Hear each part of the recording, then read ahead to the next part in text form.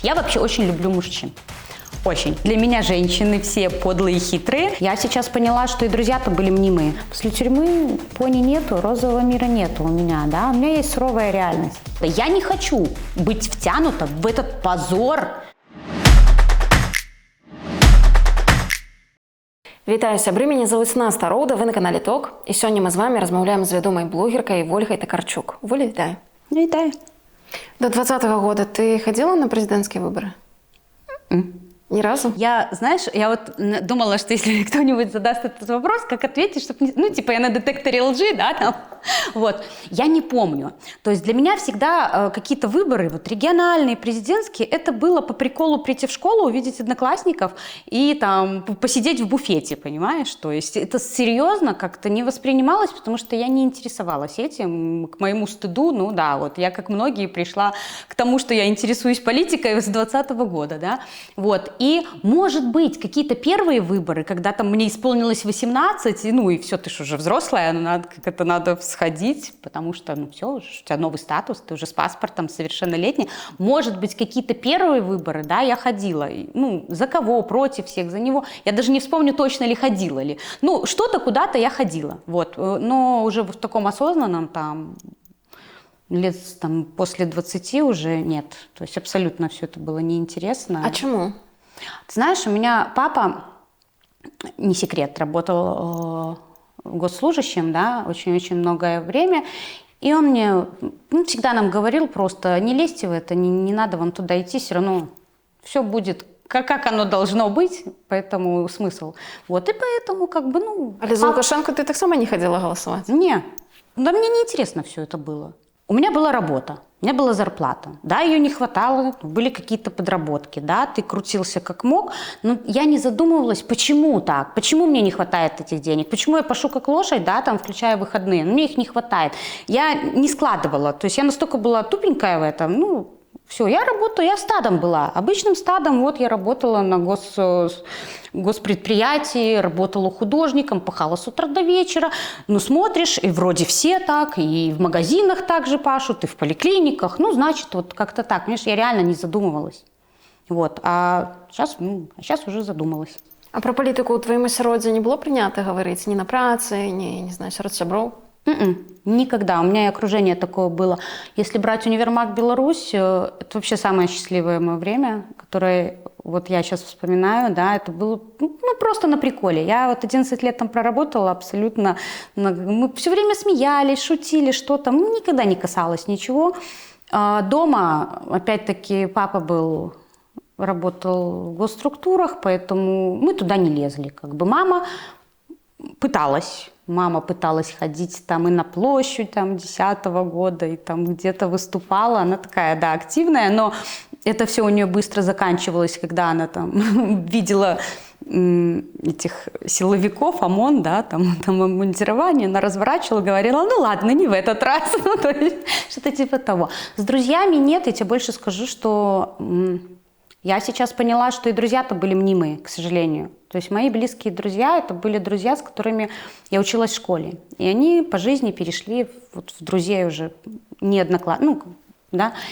И когда меня посадили, моему бывшему мужу не позвонил ни один мой друг, ни один не принес даже чупа-чупса моим детям, понимаешь, поддержку. Приходило огромное количество неравнодушных белорусов, да, огромное количество людей, которые мою вот эту или горе нашей семьи, да, вот восприняли как свое и приносили фрукты, и подарки, и финансово помогали, да, и книжки какие-то.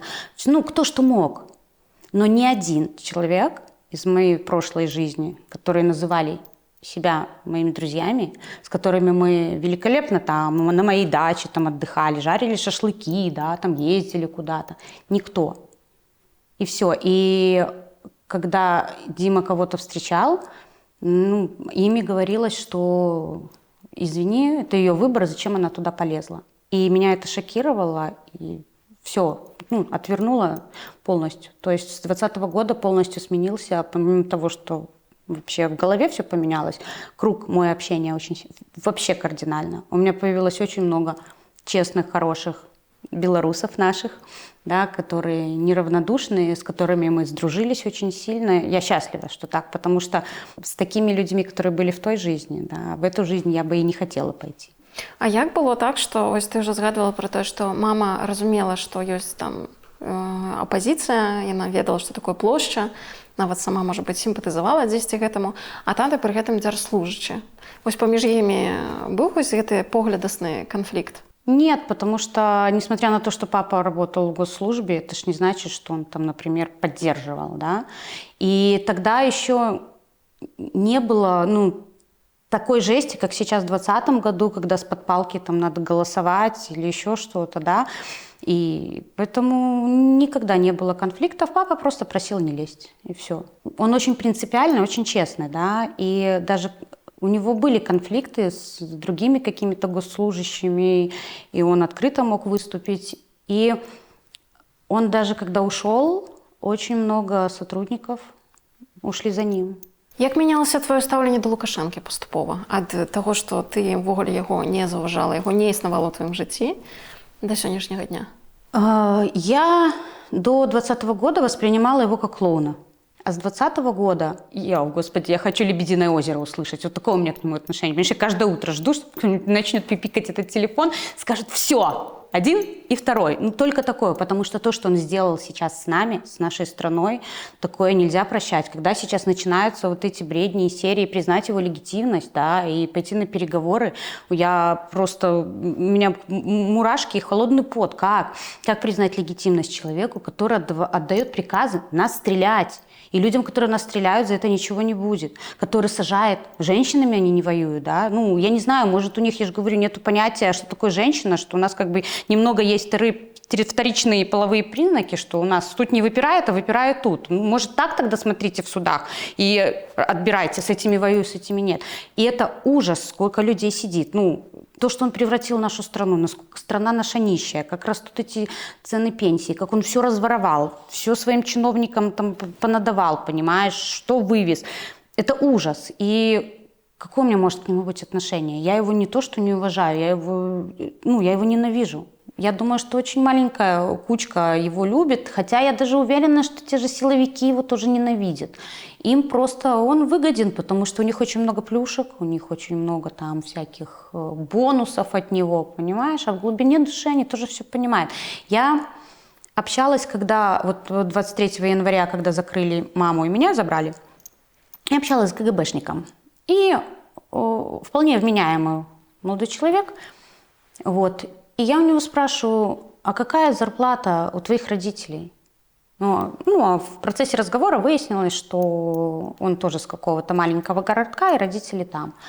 Он говорит, как ты думаешь? Я говорю, рублей 600-700. Он сказал, там, 300 или 400, что такое, не буду врать.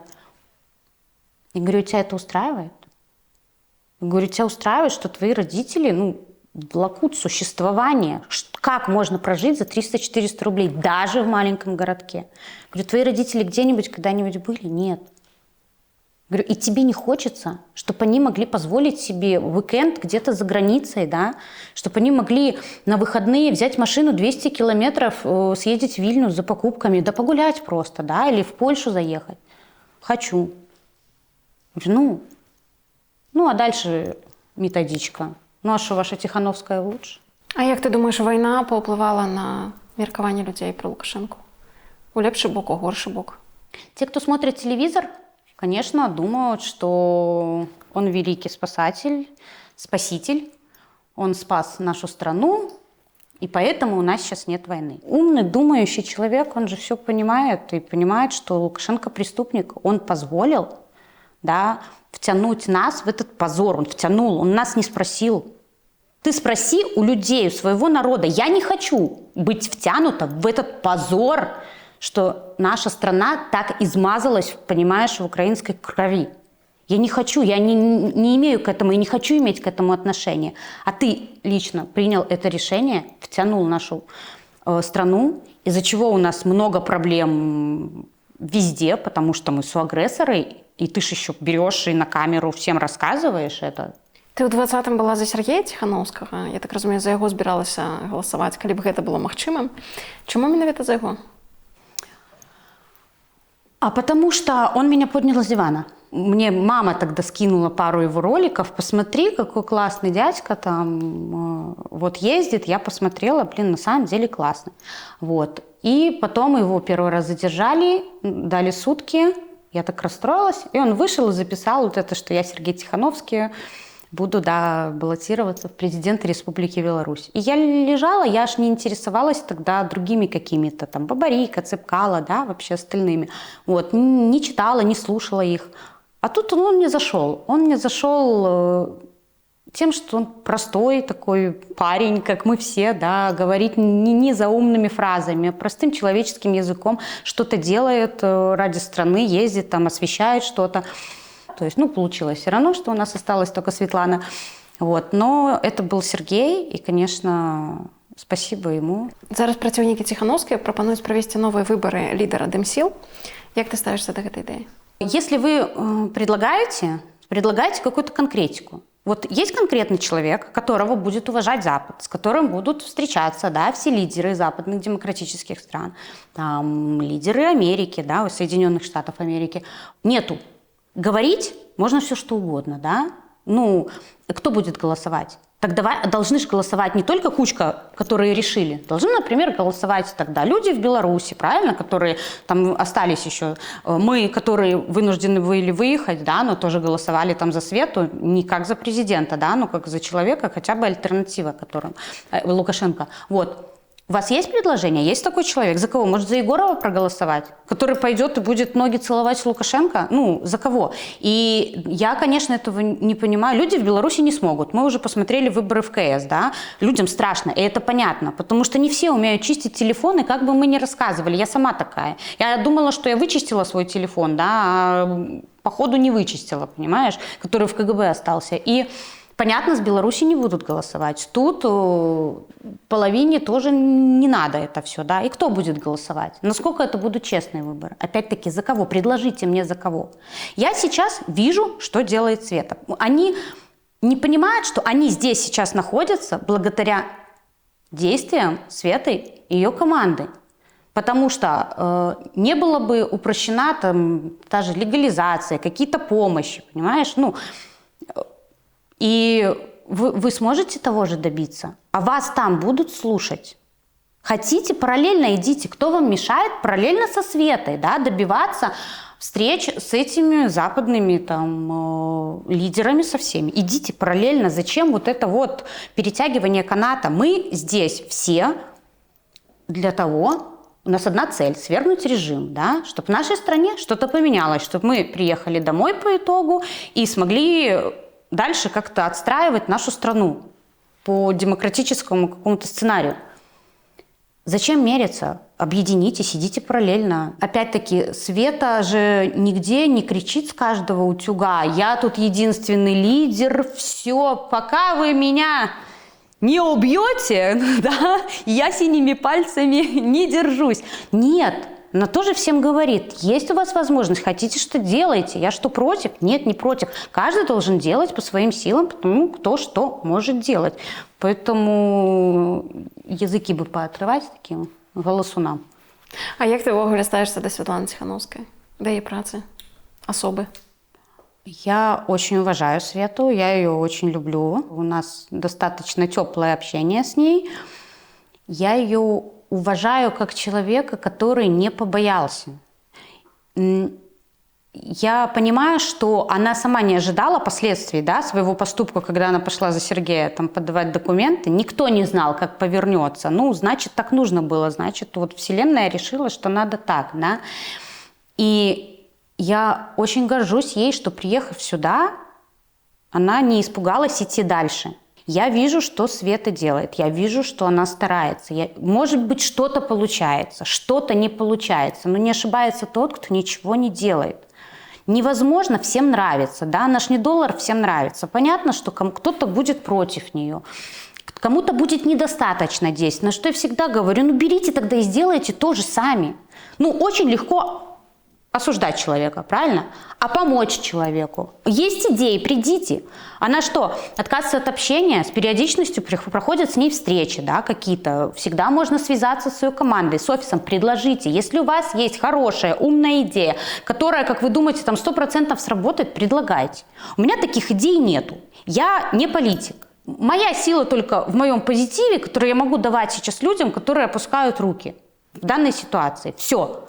Поэтому как я могу ее обсуждать или осуждать? Она молодец, и я горжусь знакомством с ней, и дай бог ей сил вынести все это, и спасибо ей за всю ту помощь, которую она оказывает белорусам. Вот. Кого за позиции ты подтрымліваешь? Я подтрымливаю Свету, я очень-очень уважаю Пал Палыча. Это для меня второй человек, который действительно от слов переходит к делу, и очень-очень много делает. Поэтому к нему у нас тоже достаточно с ним теплые отношения, и с его командой. Они очень помогали и помогают мне сейчас в ситуации с моим отцом, который в Грузии застрял, да. И я, конечно, вот его слушаю и понимаю, что он своего добьется. Если он сказал, то так и будет.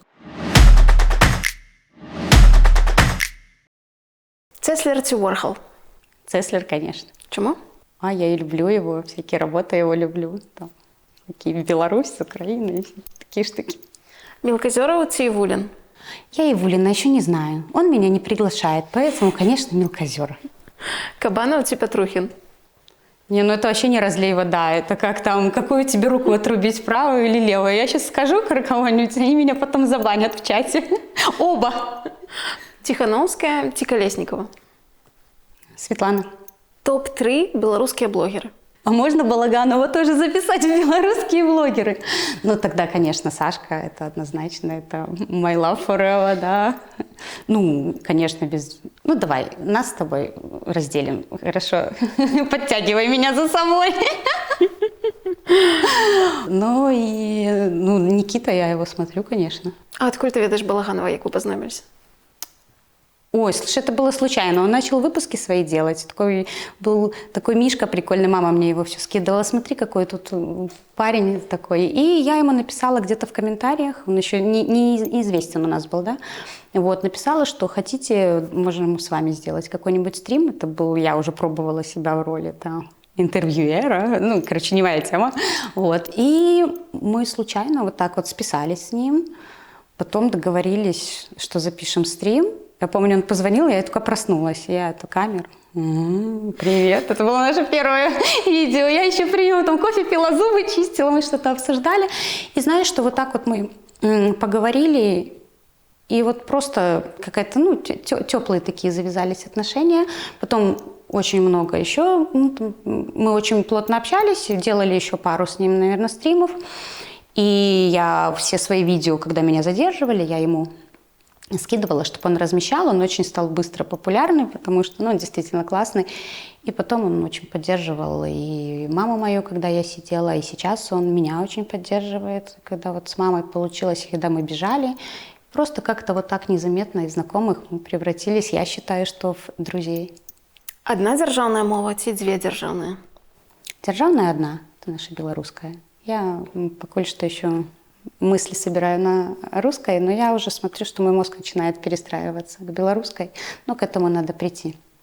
Любимый фильм альбо сериал, які б ти з радістю переглядела? Любимый фильм «Унесенные ветром». Скарлетт О'Хара, «My Love», ее выражение «не буду думать об этом сегодня, подумаю об этом завтра».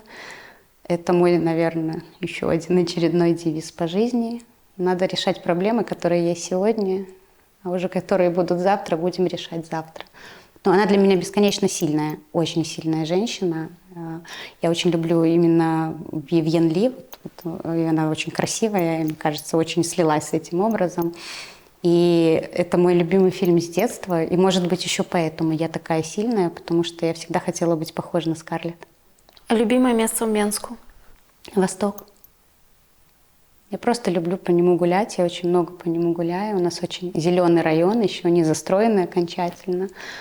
И а еще я очень скучаю по Цнянке. Мне так не хватает, вот сейчас, когда жара была, чтобы вот приехать, это недалеко от моего дома, и просто Я когда плаваю, ныряю особенно, как-то очень много вот проблем у меня вот с этим уходит. Мне очень легче становится, и мне не хватает. Мне не хватает нырнуть, чтобы выплеснуть свои проблемы.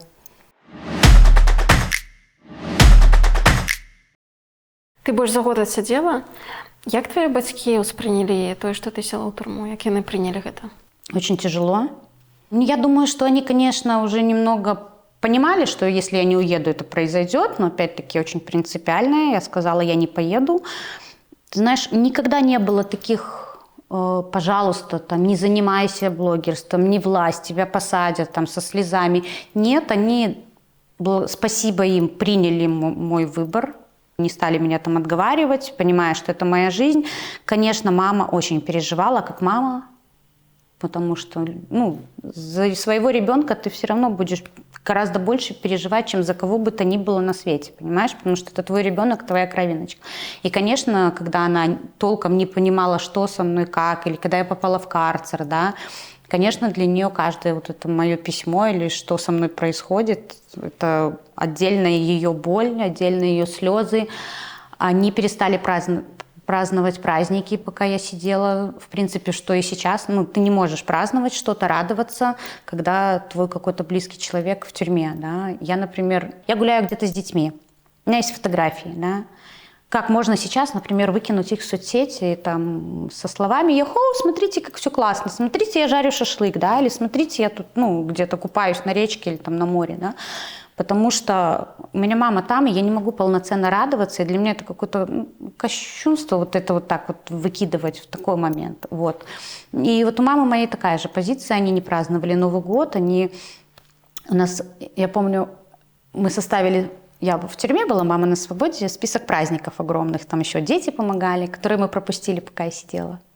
Вот. И у нас была мечта, что мы приедем на дачу, когда я освобожусь, и мы просто там наварим яиц пасхальных, там, хотя я Пасху не праздную, но мама, елку там новогоднюю наряд, в общем, все какие-то дни рождения, все, что вот пропущено, да, там 14 февраля, вот такое, потому что это праздник больше, это годовщина свадьбы родителей, чем опять-таки какой-то там надуманный, вот. Но я очень верю, что когда это все закончится, и мы вернемся, все-таки мы сделаем один большой день праздников. Як силовики забрали твою маму? Ее не силовики забрали, меня забрало КГБ. Они дали мне позвонить маме и сказать, что ко мне пришли, что меня забирают. Мы приехали в КГБ, у меня начался допрос. И, как ни странно, они мне дали телефон и сказали, позвони маме, чтобы она не переживала, не нервничала. Возраст, мало ли. Мы тоже к ней едем. По громкой связи они дали позвонить маме. Я сказала, что мама, вот к тебе тоже едут. Не понимаю, почему она так себя повела. У нас была договоренность, что как только какая-то опасность, она кидает в унитаз телефон. Неважно, есть на нем, нету, все равно придумают, нарисуют, увидят, да, вот, что надо увидеть. И она просто их ждала. Я не знаю, с какой целью они дали позвонить. Может, они тоже по-человечески пытались предупредить. Не могу сказать, да, не хочу про них слишком хорошо думать, да, но и не могу сказать плохо, потому что, как минимум, для мамы это не было неожиданностью. Они могли втихаря поехать, да, как ко мне приехали. Мне попались абсолютно культурные молодые люди. Они ко мне приехали, даже обувь сняли, то есть дали собраться. Никаких у меня нету к ним претензий. Меня выводили там в туалет, давали там попить, если хочешь, там перекусить, какие-то конфетки, там покурить водить. К маме просто приехали, но дальше они просто начали маму, по-другому не скажешь, брать на понт, понимаешь? У них, может, ничего и не было, но они начали какие-то вот говорить, а мы знаем, а мама растерялась, непонятно, знают, не знают, и, вывалила все. Поэтому ко мне претензий нету, я шла как свидетель по маме. Вначале я просто шла как свидетель, там, вот, потому что мне предъявить? Да, были корзины продуктовые, от подписчицы были, что мне подписчица не имеет права. Как она связана там, с I Need Help или еще с кем-то. Вот, а у мамы, конечно... Давай для тех, кто не в курсе, за что ее посадили? Да, кто не в курсе, 23 января 2024 года была массовая зачистка людей. Набрали очень много пенсионеров. Наш фонд I Need Help помогает семьям политвязням и политвязням самим продуктовыми корзинами. То есть ты в стране у себя заказываешь там через сайт список продуктов, фонд оплачивает, и ты, получается, или себе оставляешь, или развозишь. Моя мама помогала людям вот этими, то есть она заказывала со своего аккаунта, получается, уже на адреса, кому это предоставлено. Вот у мамы нашли вот это. То есть там они же посмотрели, все прошерстили, сплюсовали 2 + 2, там несложно. И вот за это он не воюет с женщинами, зато воюет с пенсионерками. И очень много пенсионерок. В основном это люди задержанные, кому за 50. И это очень страшно. И за что? При этом самое интересное, что они за пару дней до этого рейда, только за пару дней признали I Need Help экстремистской организацией. То есть когда шли заказы еще, у моей мамы и у других женщин, I Need Help не было экстремистской. Поэтому как они вот это связали? У нас не до законов, поэтому нечему удивляться. Просто стыдно, да какое... просто вот кажется дно, а снизу все стучат, понимаешь? Потому что, это низость, это... Як ты ставишься до того, што ёй ні за што далі 3 гады калоніі? Гэта фактычна ў 3 разы больш, чым ты адсидзела. Да с ужасом, на самом деле. Я очень прошу сейчас маму писать помилование. И она будет писать это помилование. Я вообще всех прошу людей писать помилование, потому что в данной ситуации надо выйти любой ценой, сохранить свое здоровье любой ценой. Да? И моя мама имеет хронические заболевания. Сейчас я буду стараться, чтобы ее внесли в гуманитарный список. Я очень надеюсь, что все-таки по помилованию хотя бы наших пенсионеров, людей с заболеваниями выпустят. И они их будут писать как минимум, да, их выпустят. Потому что Лукашенко сейчас важно что? Ему важно показать перед Западом, какой он классный, как мы все... обкуренные были, а теперь уже не обкуренные, а теперь мы уже все пришли каяться. Посмотрите, они признали мою легитимность, поэтому тут они все покаяльные видео, помиловки, все такое. Я уверена, что Запад, конечно, эту дешевую игру не поведется, но ему невыгодно сейчас еще какие-то дополнительные, не дай бог, но смерти. Понимаешь? Потому что, о чем тогда можно говорить? С тем же Западом, да, каких-то снятия санкций или так далее, или признание его легитимным, да, представителем республики. Если у тебя умирают, кто? Пенсионеры? Или люди, которых ты взял в заложники с онкологическими заболеваниями? Поэтому я очень надеюсь, что хотя бы какую-то часть таких людей будут выпускать. А нам надо про это говорить. Нам надо говорить про это много, очень много и очень громко, чтобы он понимал, что это на повестке дня, что мы доносим это Западу, как он поступает и с кем он поступает. И что если он их не выпустит, ни о каком вообще даже переговорах между режимом и Западом речи быть не может. Ты винуватишь себя тем, что здарылася с мамой, что ее посадили? Нет. Во-первых, мама начала эту всю помощь еще задолго я сидела. Да? Может быть, она тому и пошла? Моя мама, как и я, тоже неравнодушна к чужому горю. Потому что для моей мамы, как и для меня, нету чужих детей. И когда посадили ее ребенка, она видела, сколько еще таких же мам, у которых дети сидят. Она стояла эти же километровые очереди под Жодино, чтобы передать мне медицину или еду. Да? Она стояла с родителями, когда забрали парней и девушек по делу Зельцера. В очереди, когда они не могли найти своих детей, не понимали, в каком они состоянии, когда им передавали просто километрами мази от побоев, обезболивающие, потому что никто не знал, в каком состоянии они там. Она с ними стояла. Она видела их слезы, она сама плакала, потому что ее ребенок тоже там. И как она могла поступить по-другому? Она никогда в жизни бы по-другому не поступила, я бесконечно ей горжусь.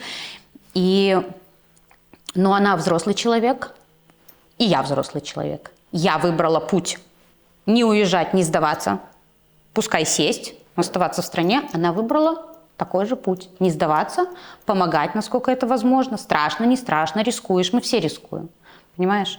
Ну, она ж не одна моя мама такая, а остальные пенсионеры не рисковали, точно так же рисковали. А люди, которые внутри страны сейчас все равно как-то помогают и борются, они не рискуют, точно так же рискуют, понимаешь? И в чем моя вина? Поэтому нет, я не считаю себя виноватой. Я более тебе того скажу, что когда сейчас идет, что родные политических молчат, для меня это страшно. Ведь Лукашенко этого и добивается. Он закрывает нам рты там, он хочет закрыть нам рты тут, да. Как только мы про них начинаем молчать, Запад про нас забывает. У Запада есть свои вопросы и дела, да. 4 года прошло. Чтобы нам быть на повестке 4 года, надо об этом говорить, доносить. Чем вот и занимается и Света в том числе. Чтобы мы не пропадали с повестки дня, чтобы дальше нам шла какая-то помощь оказывалась. Я даже не про финансовую сейчас, а про помощь вот здесь, вот в жизни, в быту, в легализации, где-то что-то упрощается, да, в Польше. Мы про это должны говорить. И мы должны говорить про политических. Потому что если мы про них забываем и молчим, режим с ними там вообще может что угодно делать. А вы про них все равно не говорите. Кто знает, что я там с ним сделаю? Кто знает, там Маша Иванова, я ее там год в карцере держу, ну, я к примеру, да, вот. А если мы про это говорим и напоминаем Западу, они же тоже там понимают, что мы об этом говорим, и мы не будем молчать, мы будем поднимать этот вопрос, чтобы вас еще жестче наказать, чтобы вас наказывать до такой степени, пока у вас не останется никакого другого выбора и выхода, как выпустить людей, начать выпускать людей. Поэтому для меня позиция говорить. И я очень хочу, чтобы люди, которые боятся и молчат, услышали меня и тоже начали говорить. Часам можна пачуць, што сядзець у турме прасцей, чым чакаць блізкага чалавека на волі з турмы. Нет, мне, конечно, проще ждать. Тюрьма – это тюрьма, понимаешь? Вот. Тут, наверное, еще может зависеть от того, какой характер у человека, который сидит в тюрьме, да? Я, например, знаю, что моя мама бесконечно сильная, да? Моя мама не теряет оптимизма даже там. Моя мама даже там поддерживает людей. И я знаю, что как бы ни обернулось, сработает помилование, нет, но она выдержит. Но ведь есть люди, которые не настолько сильные, да, которые с паническими атаками, морально слабее. Это же действительно очень страшно, вот с какой психикой люди повыходят. Те, кто, например, как Сергей Тихановский, да, или там Лосик Игорь, и много вот людей, как Мария Колесникова, которые не вылазят с ШИЗО, с карцера, да, в инкоммуникадо, ничего не понимают. Какие они выйдут? Ты 24/7 в своей голове. Все. Ты общаешься только иногда с тем, кто тебе приносит там еду, да, или на проверке. Остальное время ты один. Без книг, там, без общения, без писем. И насколько ломается и моральное, и психологическое, это страшно представить. Поэтому такой вопрос, знаешь, неоднозначный. Мне проще тут. Я тут могу что-то делать. Я тут могу что-то делать для мамы. Моя мама спокойна, что на свободе я. Вот. И она много раз говорила, что лучше бы я за тебя села. Главное, чтобы мой ребенок там был на свободе. Вот. Это же свобода. Как ни крути, это свобода. Да, больно, что она там. Да, тяжело. Я ничего не могу изменить. Да. Толку себя поедать изнутри, когда ты ничего не можешь. То, что я могу делать, я делаю и буду делать. Но поменять, вот достать ее, да, мне сейчас очень много пишет там ботов, троллей, вот этих, что мамку кинула, все там, да, что ты ее не достанешь, как ее достать? Поехать на танке, или что, как ее достать оттуда? Я бы очень хотела не только мамку достать, я бы всех оттуда хотела достать. Скажите, как? И я поеду и достану. А там прасцей сядзець маладым дзяўчатам ці ўжо жанчынам ва ўзросце? Им сложно, пенсионерам. У них у всех, как правило, там плохое зрение, да, в камере зрение садится еще хуже, потому что все время только такой свет, дневного света нету, да, все время накурено, потому что в камерах курят. Это плюс давление какое-то, да, очки, мелкий шрифт, темно. Физическое, ты стираешь руками. То есть, ладно, трусы, носки, но ты же стираешь и свитера, и штаны какие-то спортивные, да, это все полотенца, это все надо отжать. Это тоже физически тяжело, понимаешь? Какие-то, когда перекидывают с камеры в камеру, да, и ты должен нести не только свои сумки, но там скрученный матрас с подушкой, с кружкой там, да, это физически сложно, тебе никто там не поможет. И поэтому в плане вот таких физических, да, наверное, молодым легче. Расскажи про самых дзіўных своих суседок, побач з якімі ты сидела. Ой, у нас одна была, она под себя ходила, боже, ее еще на 2-й ярус положили, и она вот это, все это вниз капает, все, все джинсы вонючие, она какая-то писательница, у нее еще начинались какие-то приступы белой горячки, она какие-то там стихи писала, это был такой ужас, ты ее моешь, и она опять там под себя, ты ее опять там, ну, много таких на самом деле кадров было. Была девочка вообще не в минус, она все время любила брать пакеты, садиться перед этим глазком двери и на кровати пытаться вешаться от него. Ну, то есть там тоже такая была. Она там подъезд подпалила, что-то такое. Короче, ее вот забрали. Были люди с реально белой горячкой. И это страшно. Когда она там ломится в дверь, дайте мне хотя бы корвалола, потому что ей надо догнаться, ее накрывает, ей плохо, она не дает спать никому, она носится, ты никогда не знаешь, что она вытворит. И ты в этот момент думаешь, господи, слава богу, что ни вилок, ни ножей нету. Все, потому что тут, ну, конечно, таких... Специфических мадам тоже очень много было, и всяких и вшивых, и с бельевыми. У нас была одна девочка, она приехала, у нее на голове вот просто гнидой погоняет. Там просто на одной волосине не видно волосины, там вот просто вся сплошная гнида. А потом мы еще говорим, на всякий случай разденься, тут по ней еще начинают бельевые. А я никогда не видела ни гнид, ни вшей, ни тем более бельевых. А у нас у всех длинные волосы. А ходила такая мулька, но оказалось неправда, что если ты в колонию приезжаешь, хоть какой-то, то тебе не моют голову, их выводят, тебе сразу на лысо стригут. И вот мы все такие, думаю, класс, у меня череп кривой, мне вообще нельзя лысой ходить. Вот. Слава богу, кое-как мы ее там и стригли, и вымывали, и потом ее на больничку на 2 недели отправили. Ей 2 недели травили в шее, она приехала к нам и все равно приехала с гнидами, они не вытравились. И мы ее, постригли. Но стригла уже не я, в этот день меня уже в другую камеру перевели, слава богу. Вот как-то так. Что ты нового зразумела про белорусских женщин, побывших в колонии? Я никогда не думала, сколько горя на самом деле. Какая-то проблема, например, вот эти матери 348 по наркотикам, да?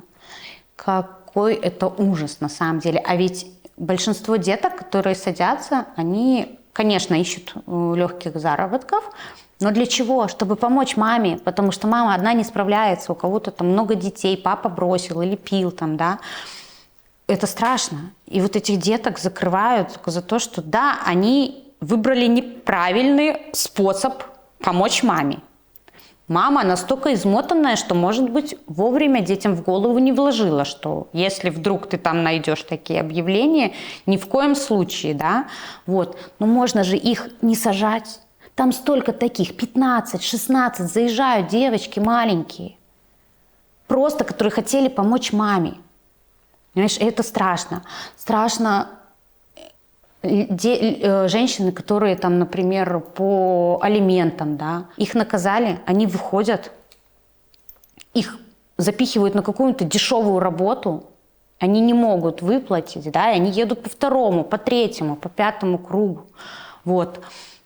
Жуткие истории женщин с домашним насилием. Когда мужчины, их 50%. Мужчины их избивают, лупят, поджигают, колят ножами, а потом они садятся за то, что в определенный момент она его пырнула, потому что она бы сама трупом была, и он сдох. Даже чтобы не умирали, такие люди дохнут. Ужасная была история, которая меня вот до сих пор... Женщина, ее все время избивал муж, у нее 2 или 3 детей. Он ее избивал. Она перебитая вся, у нее переломаны все части тела. Все. Она 36 лет ей. И она прям со шрамами. И его в очередной раз посадили, и она начала встречаться с его другом. А друг пришел ей ремонт помогать делать. Как что-то такое. Я уже совсем дословно не помню, я суть передам. У нее сын, а у него дочка. И они там как-то сошлись там, да. И тут она развелась как-то чуть, и тут освобождается этот товарищ. И он приходит и очередной раз ее избивает. И сын уже взрослый. А он это всю жизнь видит, как маму избивают, его любимую маму, да. И он ей поклялся, говорит: мамочка, я больше никогда не позволю тебя обидеть. И вот она занимается какими-то домашними делами, звонит этот бывший муж, говорит: что-то ты меня забери откуда-нибудь там, что-то такое. И тут звонит этот ее молодой человек, с которым она живет, говорит: ну я тоже сейчас подъезжаю, давай я с тобой съезжу. И сын говорит: слушай, мама, и я поеду. И вот они забирают этого папу, куда-то приезжают, и сын берет, достает нож и убивает его. Мстит за маму, потому что понимает, что по-другому он ее все равно будет всю жизнь лупить. И они скидывают тело в речку. И она еще 2 или 3 дня с этим живет, вот ездит на работу. И что делать? Потому что сын убил, понимаешь, ради нее. А почему он убил? Потому что он всю жизнь видел насилие над его мамой. И по итогу их забрали 3, сына, ее, этого ее молодого человека, дальнейшую судьбу я не знаю. И всех 3 судили. Да. И это было страшно, когда она была с нами в камере, а сын и был напротив, и парень этот напротив. И они перекрикивались, и она плакала: сыночка мой, и в двориках прогулочных вот это: сына, ты там, сына, сына. Это какая боль, вот насколько у нее сломлена жизнь. За что? Только за то, что государство чихать на то, что творится, да, как гвалтуются наши женщины там. Поэтому о белорусских женщинах вот в этом контексте, да, это, конечно, страшно. Нужно пересматривать все, надо защиту делать, надо менять все эти законы, надо менять все эти наказания. Опиши типаж женщин, які працюють у колонії. Ой, это вообще печально. Они все, во-первых, ощущение, что красятся с одного тазика. То есть там или, точнее, с 3. В одном черная краска, да, в другом бордовая, и 3 это перекись, где они высветляют себя.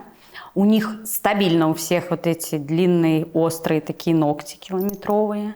Хотя это запрещено по их вот этим каким-то там. У них стабильно у всех губы. У них стабильно у всех накладные ресницы. У них стабильно у всех такой ядреный тональник, прямо рыжий.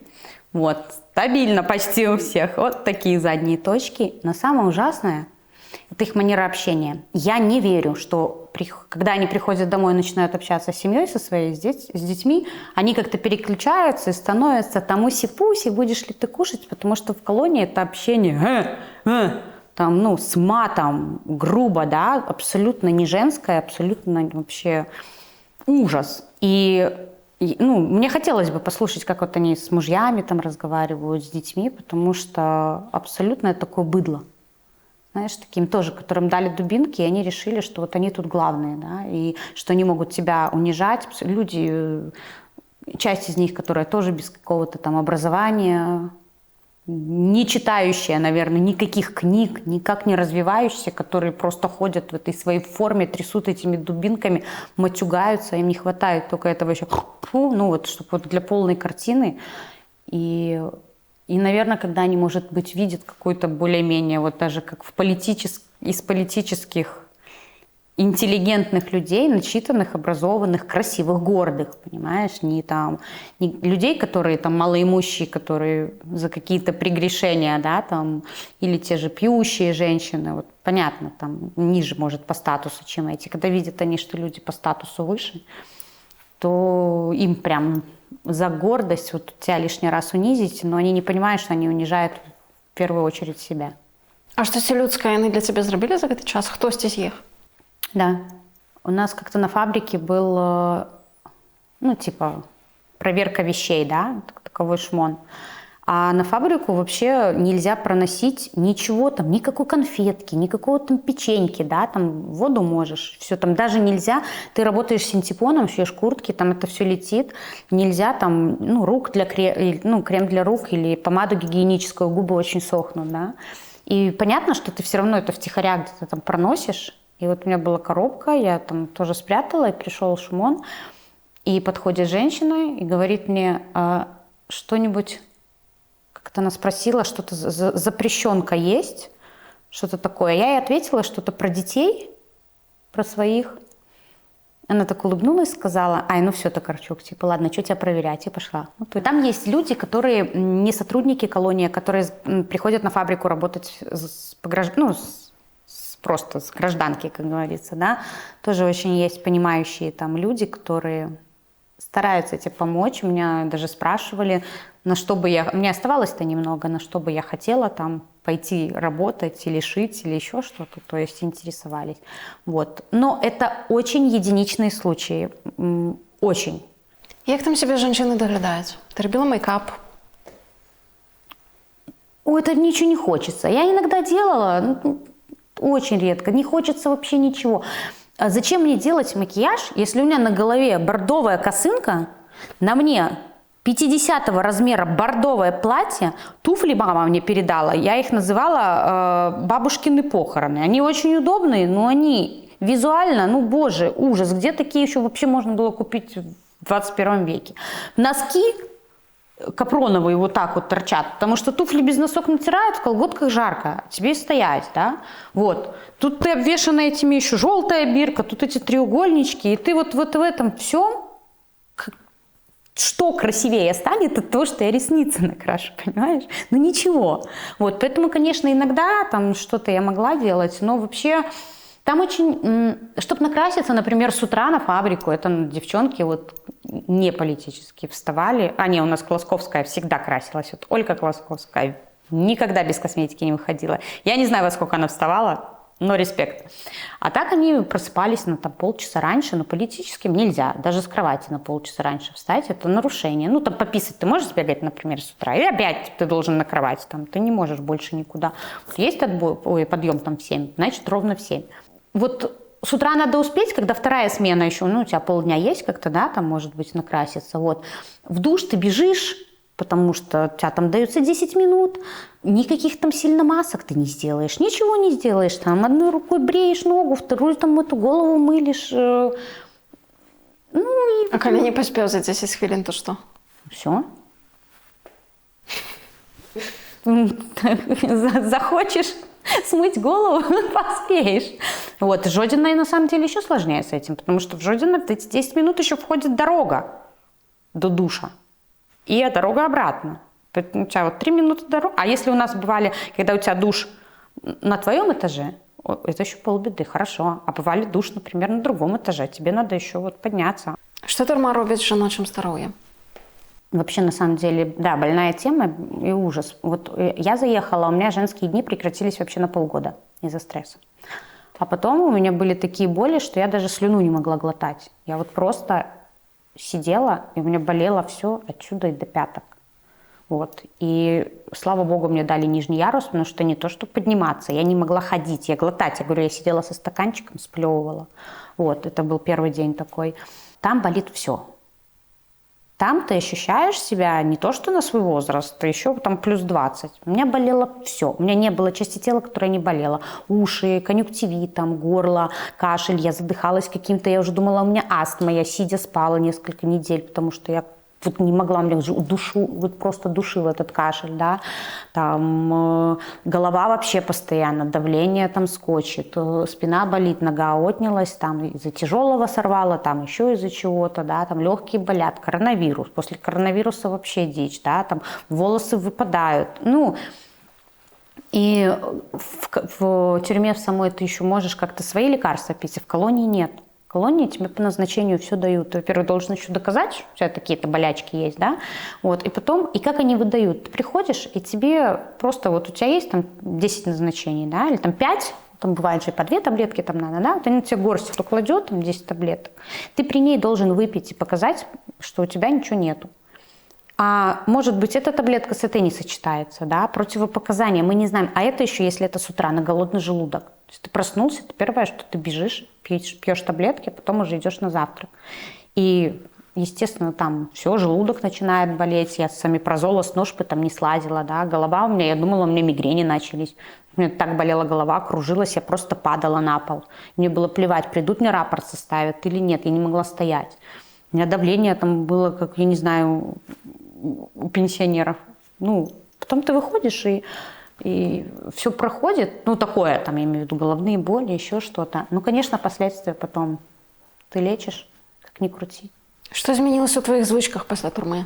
Стало проще относиться. Знаешь, мне до 2020 года очень важно было там, у меня должна лежать волосинка к волосинке, там всегда накрашены ногти, да, там все идеально. Я выходила там выносить мусор и обязательно там красилась. Мало ли что, ну не боевой, конечно, но там подкрасить, да, там тональник, там все, чтобы у меня было там выглажено прямо, не дай бог. Я детские носки, я купила машинку для катышков, я с них катышки снимаю. Я со шнурков катышки снимала. Понимаешь, ну у меня такие были вещи. Я, конечно, после тюрьмы, ну, на многое проще смотришь, на многое просто плевать. Абсолютно. Ну, то есть, ну, не накрашены ногти, ну, не накрашены. Что я хуже от этого там нет. Вот. Як ти думаєш, ці здольна білоруська турма перевиховать человека? Да нет, ты что? Она здольна только сломать его, растоптать все его чувства собственного достоинства. Ни о каком там вообще становлении на путь исправления речи не идет. Абсолютно унижают женщин, абсолютно не ставятся к ним как к людям. Этот принудительный труд рабский, бесплатный, тяжелый. Женщины пашут там как лошади, по 2, по 3 смены берут, чтобы заработать какие-то копейки, чтобы потом у них 75% этого всего забрали, просто отняли и дали им копейки, за которые они ничего не могут себе там позволить, понимаешь? Ну, о чем? Поэтому все надо менять, и эту систему тоже надо менять, пересматривать, потому что наказание уже в том, что ты не на свободе. Як ти думаєш, чому Лукашенко не випускає Марію Колесникову? Угроза. Он никого из значимых персон не выпустит. Это все для него угроза. Он, во-первых, он очень мстительный. Это все знают. И он очень боится. Если бы он не боялся, был уверен в себе, был уверен в силовиках, ну, например, что не повторится 2020 года, да, он бы не задерживал новых и новых и новых людей, не задерживал бы детей, женщин, бабушек. Ну, а его поведение, его действия говорят только о том, что он очень боится. Он боится повторения 2020 года, он боится, что выборы пройдут не так, как ему хотелось бы, что люди могут опять выйти, а выпусти любого лидера, там, как Сергей, как Бабарика, как Мария, люди пойдут за ними. А зачем ему к 2025 году это надо? Ну, и ведь они тут не будут молчать, они будут рассказывать о всех преступлениях, которые с ними там совершались в тюрьме. А рассказывать, я уверена, они будут очень громко и везде, потому что терять им уже нечего. Поэтому зачем ему так рисковать? Як ти думаєш, можна щось зробити, каб визволити Колесникову, Тихановского? К сожалению, я не верю.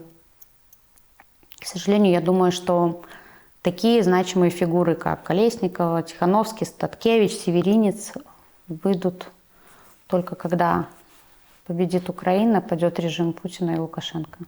Да, я предполагаю, что можно, может быть, какими-то там переговорами, может, кто-то все-таки решит их делать, я не знаю, да, или какими-нибудь наступными санкциями, какими-нибудь ультиматумами освободить, вот как сейчас он освобождает какие-то группы еще людей, да, там, но значимые фигуры, к сожалению, дай бог, чтобы я ошибалась, я очень хочу ошибаться, да, и есть, может быть, способы какие-то их вызволения, но я пока их не вижу. Лукашенко боится за свое кресло, за себя, и ему проще держать их там. Какая разница, там, что о нем думает Запад, все и так знают, какой он. Пасля турмы некаторыя сем'і распаліся, ці праз турму. Ты з мужем таксама разышлася. Што было асноўнай прычынай? Это не было связано с политикой, это были уже такие наши с ним внутренние дела, уже какое-то непонимание немного, и тюрьма меня очень сильно изменила, я очень повзрослела, стала на какой-то новый уровень развития.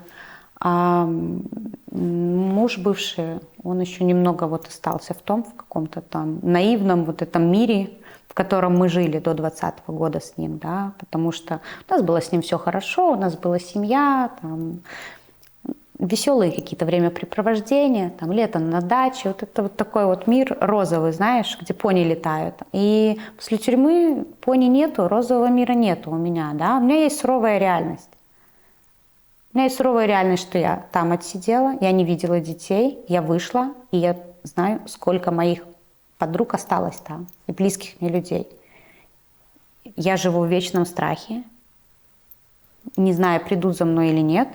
А он остался в мире с розовыми понями. И просто эти два мира, я просто пошла дальше. Он бесконечно хороший человек.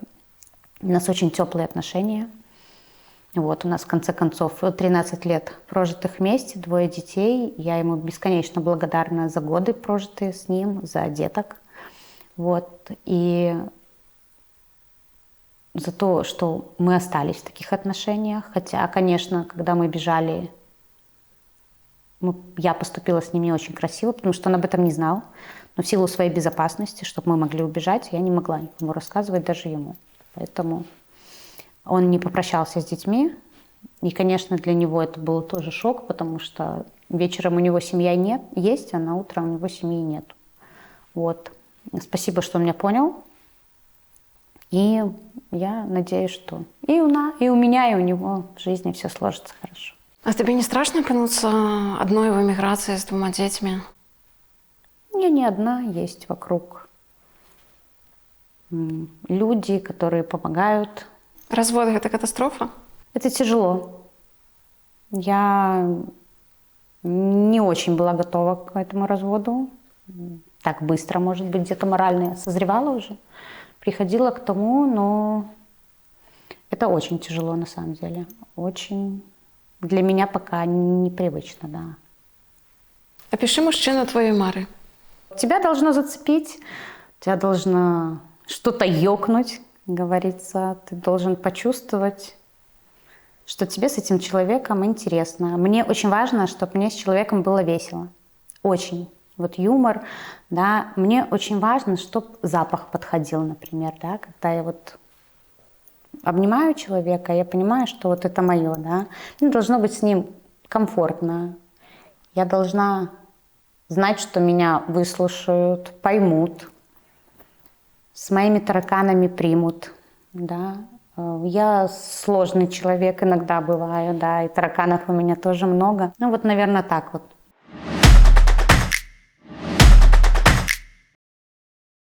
Наставники в школе твоих детей фальсификовали выборы?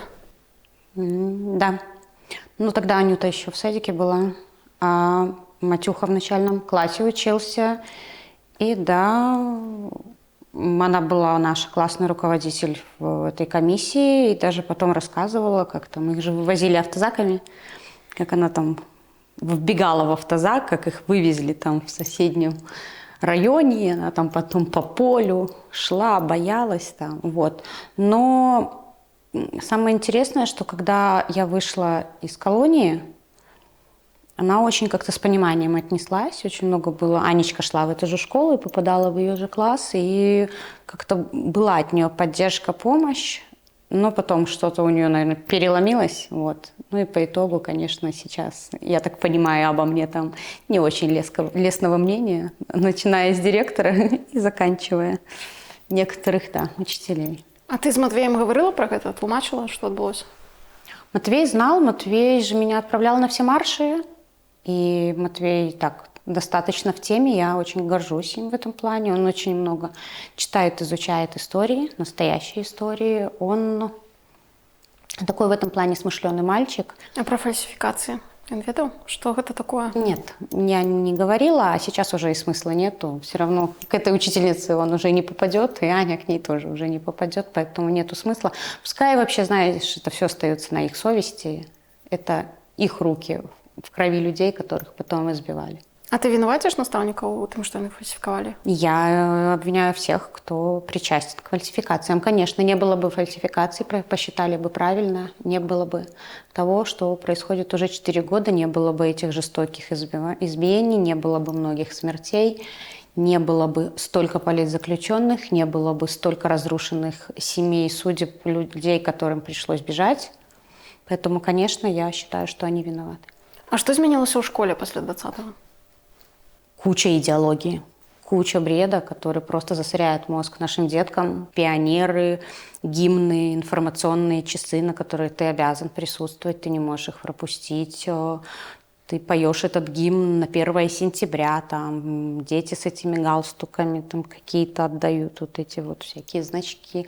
Ну, на самом деле это ужас. У нас было еще, нас просили покупать, например, дневники на русском языке, вот предпочтительнее. Такие какие-то. Специально казали, не набывайте на белорусском, набывайте просить.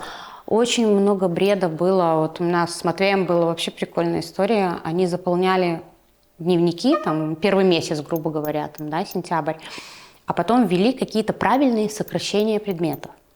И вот, понятно, у детей неправильные. Ну, сокращайте вы дальше правильно, да, и все. Нет, нам позвонили и сказали, чтобы мы купили новые дневники. Да.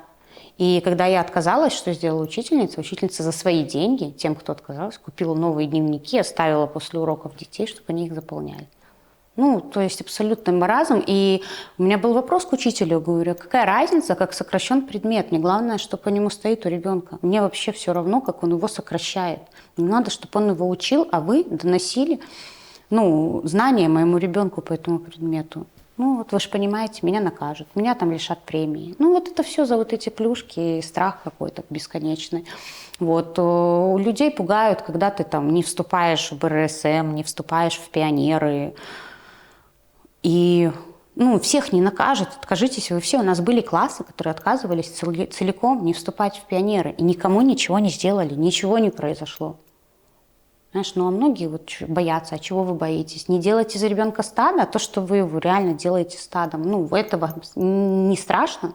А для чего вы вообще вот даете детям добро в это все вступать? Чтобы что потом? У них запудривались мозги, они жили подменой понятий и ценностей. А твоему сыну пропоновали вступить? Конечно. Я сказала, что, конечно, твой выбор. Ты мне ответь на вопрос, зачем тебе это, что тебе это даст, и я от тебя откажусь. Вот. Чемодан, вокзал, детдом. Он решил, что в детдоме ему будет плохо. На самом деле это шутка. Не, я ему, конечно, сказала, я от тебя откажусь. Это было в шутку. Но он задал себе вопрос, для чего. Для чего ему это? Он не ответил сам себе на этот вопрос и мне. И сказал, окей. Были некие наступства? Нет. Абсолютно. А кто мне что там скажет? Во-первых, они все знают, кто я. И знают, что язык у меня длинный. Если надо, я, конечно, молчать не буду. Поэтому им лучше со мной не связываться. Они не связывались. А что ты думаешь про БРСМ? Они ничего не думают. Там половина детей не понимает вообще, что такое, зачем они в это вступили. То есть они, когда поют на каких-то общественных мероприятиях какие-то песенки эти свои дурацкие, патриотические, им люди задают прямо, вот они на сцене стоят, ну, ответьте, что такое БРСМ или ведущий там, и они не знают. Все, они не понимают. Им родителям или все равно, или хата с краю, и они идут. А то, что с ними такая идеология проводится, они же не понимают, они дети. Людзей цягнуць гвалтам у гэтай арганізацыі? Часта. Не заўжды, але часта. Вось што ты параеш? Як бы варта супраціўляцца? Ці не варта правакаваць сістэму на нейкі адказ? Я считаю, что надо сопротивляться. Если уже такая ситуация, что действительно что-то угрожает вам, ну, и надо, чтобы ребенок вступил в это весь бред, вы же можете дома объяснять ему, что ты для вида ходи, да, но ситуация такая. Тебя туда тянут для того. Ты можешь дома разговаривать со своим ребенком, чтобы он понимал разницу, для чего и что на самом деле, понимаешь? И у него не шла вот эта подмена понятий и запудривание его детского мозга. А што ты рабіла, каб твой сын не патрапіў пад уплыў гэтай ідэалогіі? Объясняла всю правду про Лукашенко, про выборы, про то, как он их фальсифицировал много лет, как на самом деле, что происходит в нашей стране, для чего идет эта идеология, что стране не нужны умные, стране не нужны думающие, поэтому закрывается ИП, поэтому вот стране нужны колхозники, госслужащие, те, кто на госпредприятиях, которых там за эту зарплату и плюшки держат. Там. Ну, все это просто объясняешь, он это все понимает. Я же говорю, он очень в этом плане интеллектуально развитый ребенок, очень много интересуется, чем очень много читает. А какие ты можешь назвать плюсы белорусской школы? Сейчас никаких. Ну вот никаких. Сделали тюрьму, обнесли забором, сделали пропускную систему. Родители, я не могу зайти в 1 класс, помочь моему ребенку одеться. Меня не пускают. Меня пускают только по пятницам, чтобы я забрала со шкафчика грязные вещи за неделю. Все. Не могу там помочь колготки одеть, чтобы быстрее, например, куда-то спешишь, да. Я не смогла как-то... Они у меня чего-то оставались в школе, я им купила в соседнем магазине булочки, чтобы занести, они перекусили, чтобы. Я не смогла булочки передать детям в школу. Все, и это тюрьма. И я у них спрашиваю, вы почему... И это был как раз мы опоздали на... Нет, мы не пошли на информационный час. Мы пришли в школу, у нас собрали дневники, чтобы написать, директор стояла и зауч, и чтобы написать нам, замечание, что мы... И я тогда не выдержала, говорю, вы для чего это? Вы школу в тюрьму превратили. Говорю, вы что делаете? Они ответить ничего не могут, все. Не молча, опять-таки, как рабы вот эти собирают, эти дневники, идут, пишут какие-то писюльки. Для меня что, от этого, что-то изменится в жизни? Мой ребенок хуже станет? Написали вы ему, боже мой, пишите сколько угодно. Поэтому я не вижу сейчас. Я помню, как я училась, мы одевались, когда я пошла в 1 класс, еще была школьная форма, еще эти воротнички, все, а потом же одежда была свободная, и мы ходили в топиках, мы ходили в расклешенных джинсах, с банданами, в кроссовках, да, и мы выросли культурными, умными людьми, понимаешь, и ничего, я хуже не стала от того, что сейчас, из меня тогда не делали стадо, и тогда, было все просто, свободно, никто не загонялся, учителя пытались дать нам здание, а не придираться, как мы одеты, да, или как у нас сокращен предмет. Я вообще там дневник неделями не заполняла. И хорошо при этом училась. И все было нормально, и за мной никто не следил, потому что учителя, у них была задача донести нам свои знания, передать их. А сейчас учителей задача, я не знаю, побольше настучать, чтобы побольше премий получить. А як ты ставишься до школьной формы? Должна быть какая-то, наверное, дисциплина, да, маломайская. Но опять-таки в рамках разумного, когда тебе говорят, например, только у нас не синие, а бордовые почему-то были жилетки, мы какие-то изгои, у нас одна школа бордовая.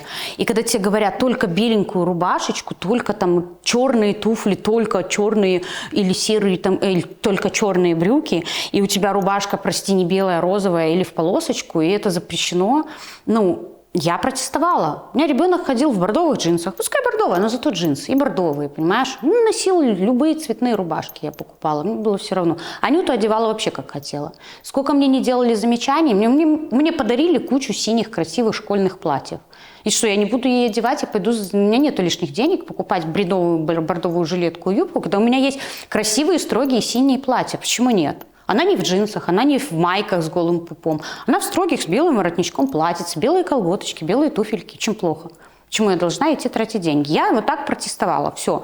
То есть тут я смотрю, на самом деле вот это все. У них же тоже здесь есть какие-то критерии, да, в школу. Но при этом у них есть общий одежды цвет. Но если это темно-синий, им разрешены там темно-синие джинсы. Детям удобно в них. Они не мнутся, они не так пачкаются, не надо эти ремни, эти брючки с этими стрелочками, да. И что, от этого тупее дети здесь? Нет. Дети просто счастливее, потому что они свободнее. Сябры, калі вам падабаецца гэтае відэа, калі ласка, пастаўце нам лайк, так больш беларусаў змогуць пабачыць гутаркі ток.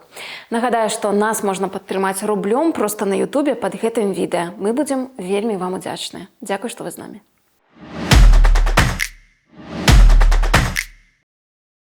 Ты 11 гадоў адпрацавала ва універмагу Беларусь. Як ты туды потрапила? Папа помог.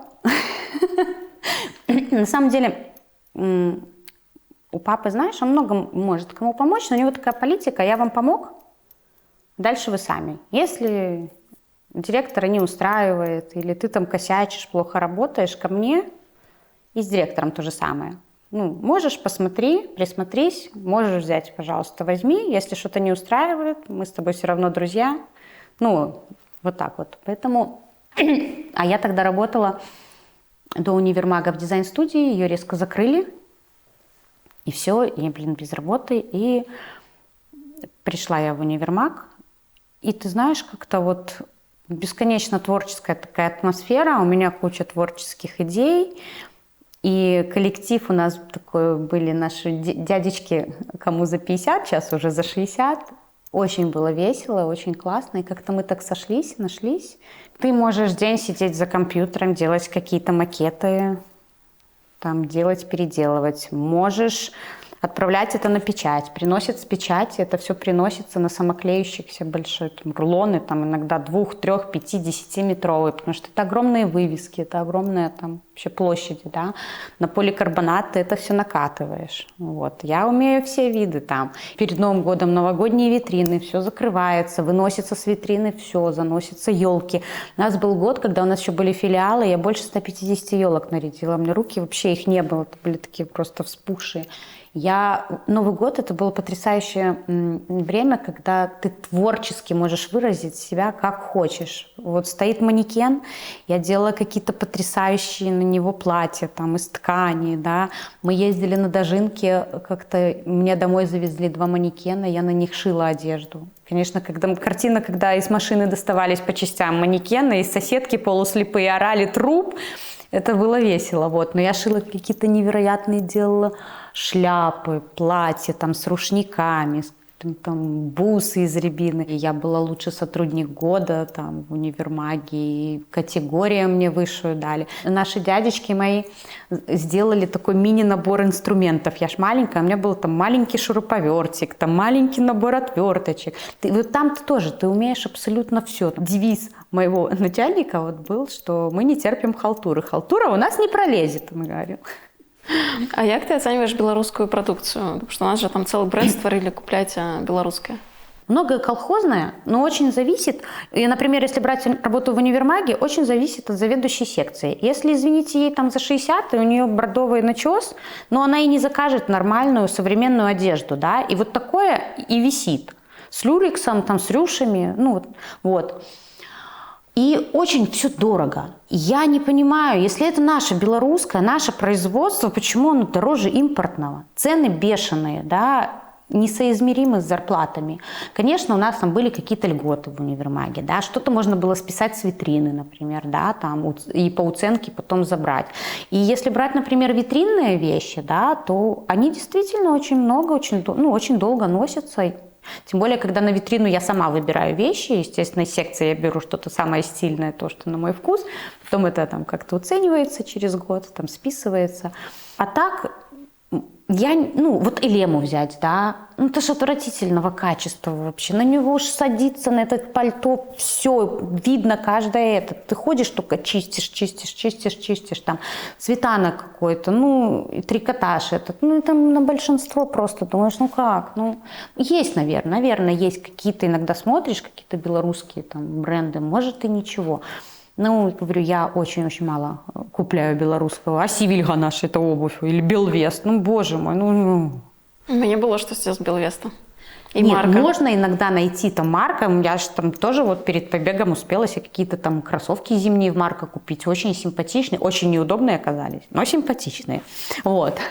А чему у Беларуси еще не помер гэты формат универмагу? Люди привыкли, люди, которые в возрасте, так для них вообще куда ехать. Плюс универмаг – это место, где ты можешь найти сразу все. То есть, если ты приходишь в какой-то центр, да, там типа Данымолу там, или Бикса, да, там, я могу найти обувь, могу найти одежду. А мне нужен там клей, а мне нужны, я не знаю, невидимки, бигуди, прищепки, да, и вот такие. А тут ты заходишь, и ты на каждом поверсе понимаешь, где что находится. Наверное, это удобно. Плюс я говорю, универмаг же очень поменялся, там заменили эскалаторы, там заменили оборудование, секции, все переставили, оформление полностью поменяли, и он достаточно современный сейчас стал. Может, название вот это совковое универмаг, да, там. А так это вполне удобно. Я вообще никуда не заходила. Мне было вообще настолько всегда удобно. Я там купила там какие-то там нижнее белье, носки, там шнурки, там еще что-то, там расческу. Все, я вечером с котомками, там кружечку, там тарелочку, понимаешь, и поехала. То есть я куда-то в какие-то торговые центры выходила чисто за одеждой, и все. Расскажи, из какой ты семьи? Я с очень хорошей семьи. И у меня очень счастливое было, веселое детство. Я папина дочка. Я похожа на папу. Папа очень хотел мальчика, поэтому я была такая пацанка, мы с папой ходили, там делали какие-то шалаши, играли в ножички, что-то там какие-то вырезали, пилили. Мне всегда было очень интересно мужская вот работа, там забить гвоздь. Я поэтому все это великолепно умею, там рубить дрова, пилить, забивать гвозди. Там я могу, не знаю, поменять прокладку в кране, понимаешь? Ну, то есть я многие вещи. Плюс, конечно, это еще сказалось универмаг Беларусь, работа там разношерстная, у меня тоже был мужской коллектив. Я вообще очень люблю мужчин. Очень. И все мои близкие друзья, все мужчины. Я не в обиду тебе сейчас, я не люблю женщин. Для меня женщины все подлые и хитрые. Я их терпеть не могу, и я очень минимизирую, как правило, общение с женщинами. Очень мало есть женщин в моем окружении, которые действительно мне вот прям близкие друзья. Да? Я люблю мужчин. Поэтому я вот так вот с папой все время, мне очень было интересно. У нас стоял самолет во дворе, я там лазила на самолете, прыгала с пропеллера. Я играла в футбол, я в лагере даже играла за команду мальчиков в футбол, то есть меня просто одевали как мальчика, а я там шла. Я очень тепло все это вспоминаю, хотя у меня очень такая строгая мама в плане уборки.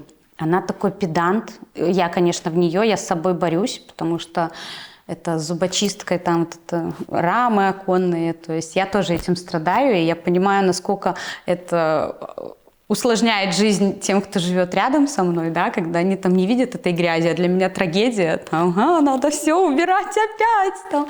И вот у меня такая мама, и мне, конечно, в детстве доставалось там за какую-нибудь там немытую посуду, конечно, могла мама там и скакалкой треснуть, вот, но при этом, знаешь, они у меня очень такие современные, скажем так, они никогда не проверяли, например, какие-то мои дневники, да, если на родительском собрании я трындец что-то вытворила, пришли, меня никогда за такое не ругали, то есть, и я им очень благодарна им, они мне очень доверяли, вот мама с папой всю жизнь, да, у нас все было на доверии, я очень стараюсь также относиться к своим детям, вот, и я очень боялась не потерять их доверие, да, вот оправдать все. В каких-то моментах это, конечно, не очень получалось, не очень сказалось хорошо, потому что там я старалась лучше всех учиться, потому что надо оправдать там доверие, там лучше всех это делать, надо оправдать доверие, да, вот. Но при этом, слава богу, зато не дура выросла. Конечно, мне пару раз доставалось, бывали такие случаи, когда... Да что? Один случай был, боже, это вообще... У нас был 9 класс, дискотека в школе, а я связалась с не очень хорошей компанией. Они там, кто-то уже сидел по малолетке, кто-то там, какие-то там чернила, все такое. Ну и они мне. А мне надо было там что-то в 9 или в 10 быть дома. 9 класс, новогодняя дискотека. Ну и они мне говорят: слушай, Оля, ну что на этой дискотеке? Пошли, короче, у нас такие 16-этажные дома на районе стоят. Пошли в Шестнарик, на лестнице там сядем, у нас есть тут... Пошли. Ну, тебе же все интересно, ты же только начинаешь выпивать, покуривать, все надо попробовать. Ну, пошли. Ну, естественно, ну, что-то на голодный желудок, там, все, накидываемся мы этим каким-то хорошим, недорогим.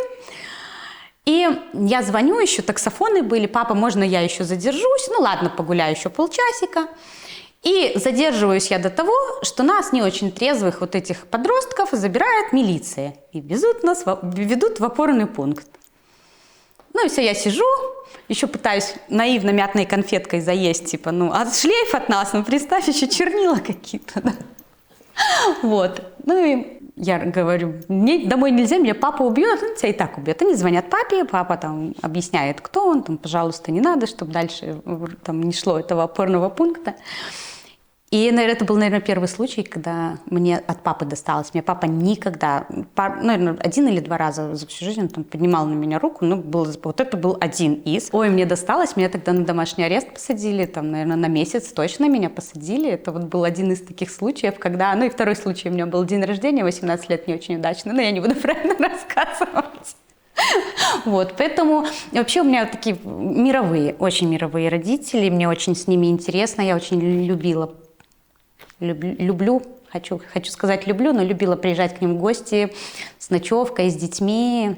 Это всегда очень весело, когда мы вместе там на даче живем 1-2, да. Там огромной большой дружной семьей, там шашлыки, там песни какие-то. У меня папа очень красиво поет. Песня нашей семьи «Визбора, ты у меня одна». И у нас не обходится ни один праздник, что папа не спел эту песню для мамы. Это, конечно, всегда слезы.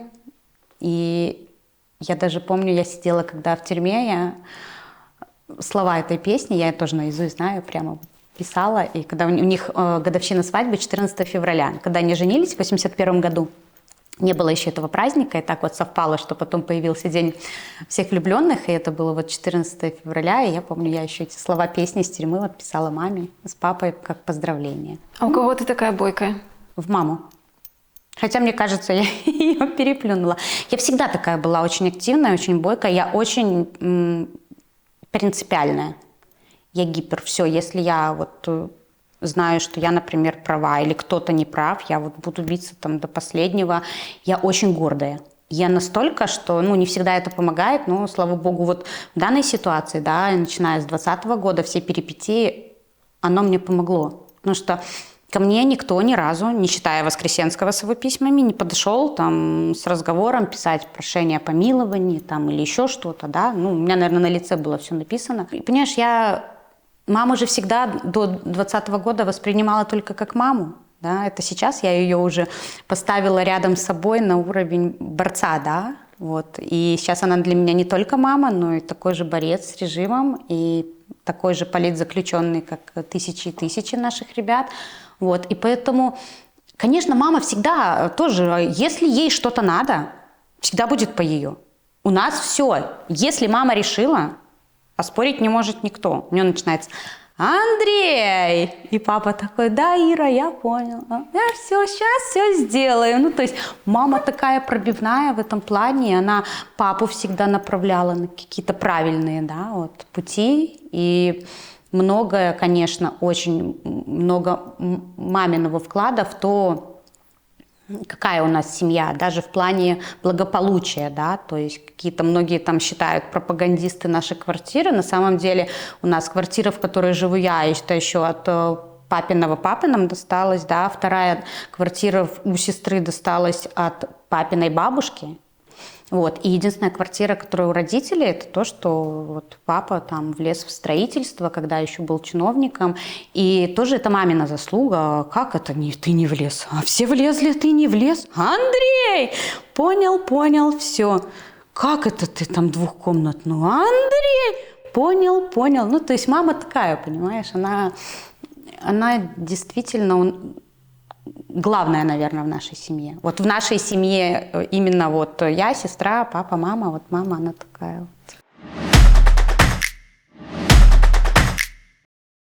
У чым сенс життя? В детях. Мой смысл жизни в моих детях. Я хочу, чтобы они выросли достойными людьми. Я хочу, чтобы они были счастливы. Я хочу передать им все лучшее от себя. И это самое главное, что есть в моей жизни. Что самое страшное в житті? Терять близких. Терять во всех смыслах слова.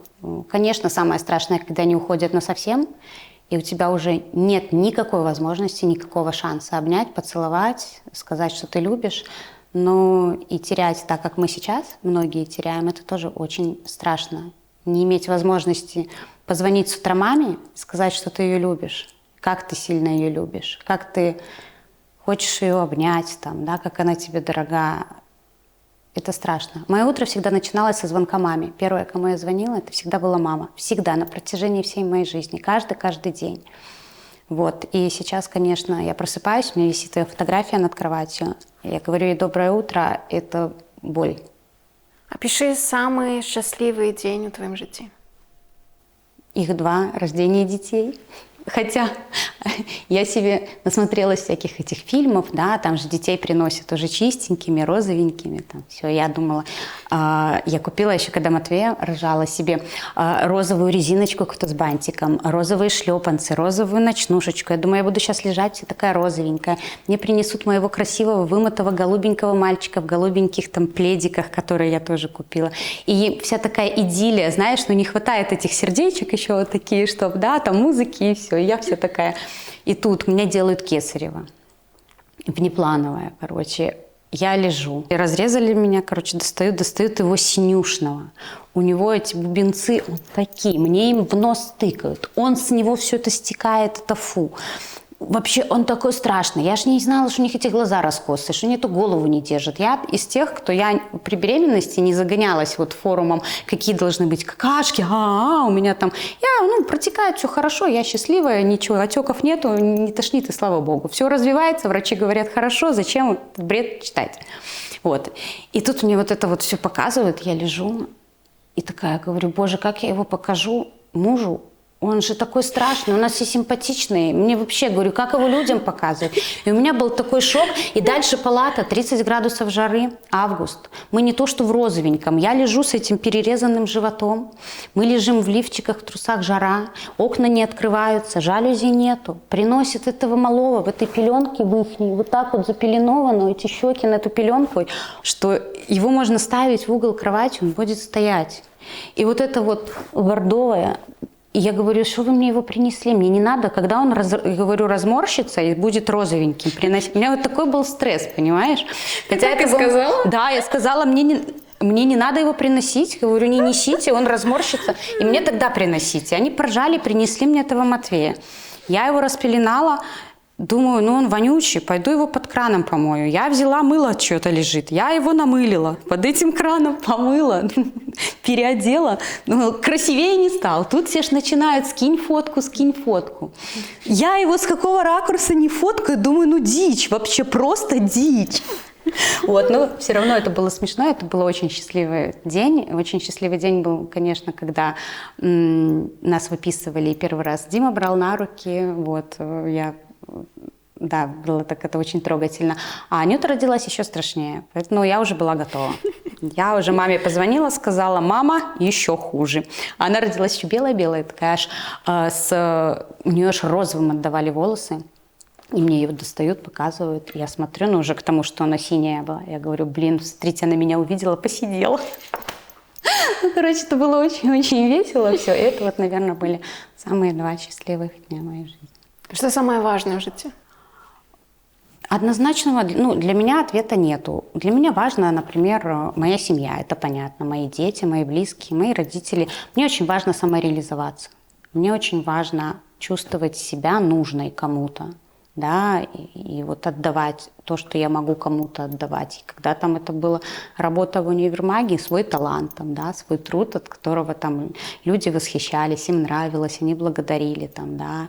Вот. Если касается сейчас, то свой оптимизм какой-то, да, какие-то мысли, которые люди поддерживают или не поддерживают. Может, кого-то это с какой-то депрессии достает, да, может, у кого-то мировоззрение меняется, может, кто-то после моих каких-то роликов, видео там решит экстренно эвакуироваться, чтобы не сесть в тюрьму, да, а кто-то там напишет помиловку.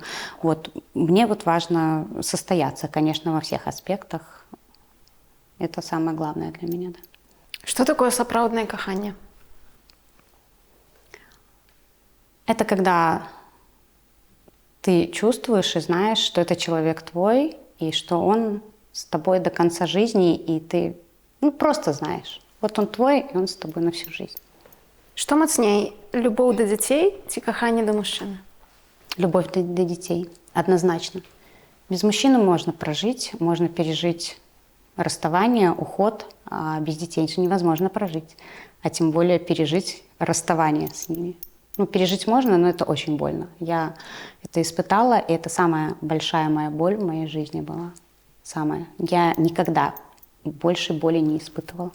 Самый складанный выбор у твоем житті? Переезд, наверное. Потому что я вообще очень человек такой привычки, места. Мне очень тяжело дается. Вот когда я там ездила в лагерь в детстве все время, для меня, когда у нас заканчивалась смена, это были постоянные там сопли, слезы. Мне очень тяжело вот давалось, потому что я люблю это место, да, то есть дом, я люблю дом. Я 39 лет прожила в одной квартире. То есть какой-то короткий промежуток времени, там года 4-5, наверное, жила у бабушки, пока училась, но это был соседний дом.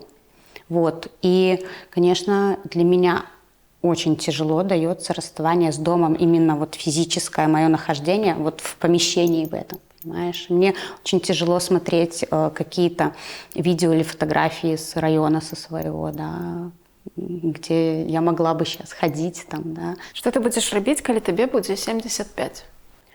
Ой, И я надеюсь, где-нибудь на берегу океана с бокалом мохито, а лучше там шампанское какое-нибудь холодненькое, брютик. Я абсолютно безбашенный в этом плане человек, очень, и мне нравится. Я не скажу, что я легкая на подъем, да, иногда... Ай, ну нет, ну не хочу я дома. Вот я домашняя, наверное, больше так. Но мне хочется быть такой бабушкой, абсолютно обезбашенной, современной, чтобы мои внуки, глядя на меня, говорили: крутая старость, я тоже так хочу, я и горжусь. Чем ты теперь занимаешься? Ну, пока ничем. Пока у меня очень тяжело проходила период вот этого вот реабилитации тут, скажем так, да. Во-первых, мой род деятельности, если касаться дизайна, зависел, конечно, от техники, от компьютера, от всего.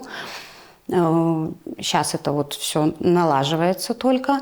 Очень много у меня было проблем с вывозом детей с Грузии. Очень много на это ушло времени, сил. И в основном это вот на них, да. И плюс с папой там определенные проблемы. Пока мы сейчас занимались ВНЖ, потому что с гуманитарных виз разовых нам надо было годовую сделать, потом на ВНЖ, потому что там все эти там визы сгорали. И, в общем... Пока ничем не занимаюсь. Конечно, мне хотелось бы работать в какой-нибудь медиа. Может, у кого есть какие на меня виды. Возьмите меня, пожалуйста, бомжа, мать-одиночку с 2 детьми. Ты не шкодуешь, что ввязалась в это все? Нет. Значит, так должно было быть. Значит, наш такой путь. Я вообще по жизни иду с фразой: все, что не делается, все к лучшему. Просто иногда настолько плохо, что мы лучшее не замечаем, или иногда лучшее мы в конце уже понимаем, что да, вот, несмотря на то, что нам этот путь был тернист, долг, там, тяжел, да, было больно, но вот итог, он достоин того, чтобы пережить вот это. Поэтому я считаю, что значит так должно было быть, значит нам всем стоило это все пережить, и только, наверное, таким путем мы можем прийти к нашей свободной Беларуси, потому что освободить от Лукашенко мало, надо свою голову освободить еще от многих нарративов, которые в эти 30 лет нам просовывались режимом, понимаешь, чтобы стать абсолютно свободным. Потому что настоящая свобода наша внутри. Вот ты даже когда сидишь в тюрьме, ты все равно чувствуешь себя свободным. Они за дверью, да, они больше рабы, чем я у них вот в этом заключении, да. Потому что они работают на систему, они ее заложники, они не могут ничего поменять в своей жизни. А я даже в тюрьме, но я свободна. Я могу говорить, думать, что я хочу, делать, что я хочу. Да, вы меня закрыли, но в голову вы мне не влезете, ничего ж там не поменяете. Што павінна адбыцца, каб ты даравала суддзям, следчым, прокурорам, якія зрабілі з тваім жыццём все гэта? Я вообще считаю, что такое прощать нельзя. Мы слишком сильно пострадали, очень много людей и страдают до сих пор, да, и как можно их простить? Вы целенаправленно выполняли преступные приказы, зная, что вы выполняете эти преступные приказы, а они преступные, да, вы ломаете жизни людям. Поэтому каждый должен нести наказание. Я не судья, я не хочу там выносить какие-то вердикты кому-то, да. Я просто хочу, чтобы каждый получил по заслугам, и я, если будет возможность, обязательно пойду на суды к своим же судьям, к своим же следователям, к тем, кто был причастен к тому, что произошло со мной, с моей семьей, с моей мамой, ну и вообще с другими любыми белорусами. Я с удовольствием буду это освещать и радоваться за то, что виновный наказан. Што трэба зрабіць, каб прымірыць беларускае грамадства? Надо разговаривать. Во-первых, надо предлагать что-то, да, чтобы они понимали, в чем разница между сейчас режимом Лукашенко и что предлагаете вы, как это улучшит нашу жизнь. Да? А дальше, мне кажется, когда эти перемены к лучшему начнут происходить, они и сами будут меняться и видеть, что там зарплаты растут, там какие-то, да, системы там изменились, школьная, там, да, медицина и так далее. К сожалению, это очень долгий процесс, не все доживут до этого процесса. Да, вот. Надо разговаривать, надо объяснять, когда уйдет Григорий Озаренок, уйдет Тур, уйдет все это Геббельс ТВ, и людям начнут показывать правду, у них другое в голове начнется уже впитываться, понимаешь? А сейчас, конечно, когда они эту чухню смотрят, не будут. Вот забери телевизор у любого ебатьки, да, И он уже начнет менять и сам по себе свое мнение через какое-то определенное время. Поэтому тут надо комплексно подходить. Я думаю, все будет хорошо. Дякую тобі за розмову. Тебе дякую.